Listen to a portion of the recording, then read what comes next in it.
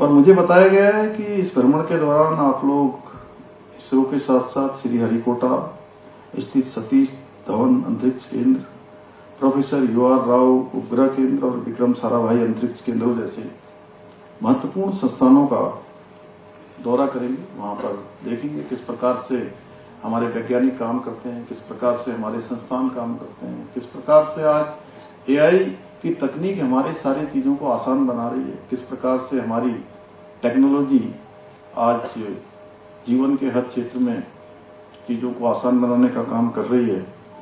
और ये वही संस्थान है जिन्होंने आज भारत को अंतरिक्ष अनुसंधान के क्षेत्र में पूरे देश में आज भारत का परचम लहराया है। पूरे देश, पूरे दुनिया के अंदर भारत को आज चुनिंदा उन देशों की सूची में शामिल कर दिया है जो विश्व के इन अंतरिक्ष के क्षेत्र में विश्व के अग्रणी देश हैं।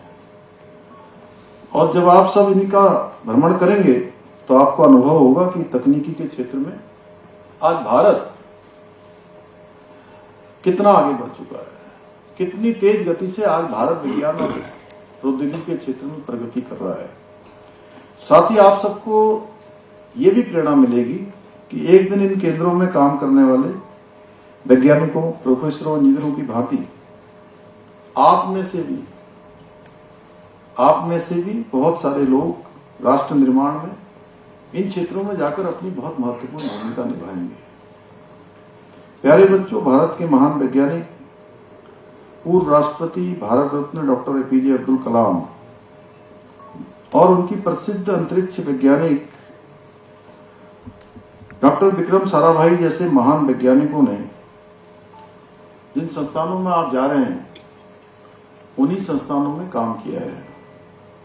इसलिए मुझे विश्वास है कि आप लोग अपने इस भ्रमण को केवल समय काटने के लिए नहीं जाएंगे, केवल घूमना फिरना है ऐसा मन में लेकर नहीं जाएंगे। ये जरूर है, मन में प्रसन्नता होनी चाहिए कि आप कुछ नया सीखेंगे, नया देखेंगे। और घूमना फिरना तो आपके प्रारब्ध में है, आपके प्रारब्ध में है, इसीलिए तो आप जा रहे हैं। कितने बच्चों ने भाग लिया होगा? रमन जी, हमारे पूरे इन दोनों ही बोर्डों के हैं। नहीं, ये नहीं, जिनमें से टॉपर आए हैं। अब देखो, 5 लाख बच्चों ने भाग लिया। हाई स्कूल और इंटर दोनों है ना? हाई स्कूल है।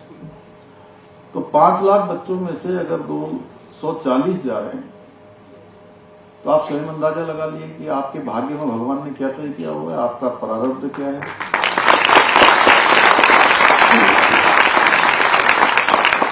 आप सब पर भगवान की कृपा है, आपके माता पिता का आशीर्वाद है, आपके गुरुजनों का आशीर्वाद है जिन्होंने आपको अच्छी शिक्षा और अच्छे संस्कार देने का काम किया है। और आप भाग्यशाली हैं। तो इसलिए खाना पीना, अच्छा घूमना, इसकी किसी को चिंता नहीं करनी चाहिए।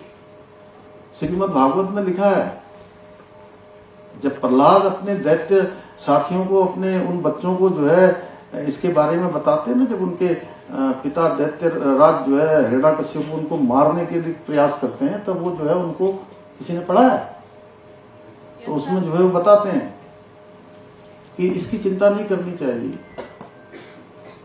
ये तो प्रारब्ध में है। इसके अतिरिक्त वो काम करना चाहिए जो हमारे सामने, हमारे जीवन में काम आ सकता है, हमारे साथ साथ हमारे देश के काम आ सकता है, प्रदेश के काम आ सकता है, समाज के काम आ सकता है। पूर्ण है, लेकिन प्रत्यक्ष रूप से जब हम उसका अनुभव करते हैं, धरातल पर उतारते हैं, इसलिए तो हम लोगों को प्रैक्टिकल भी करवाया जाता है।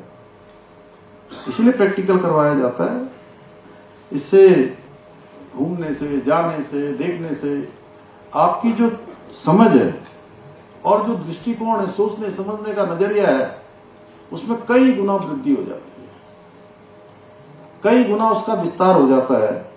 और इस शैक्षिक भ्रमण से आपको व्यावहारिक शिक्षा मिलेगी, आपकी जो जिज्ञासा है वो बढ़ेगी, और लौट कर आने के बाद आप लोग और अधिक मन लगाकर पढ़ेंगे ना?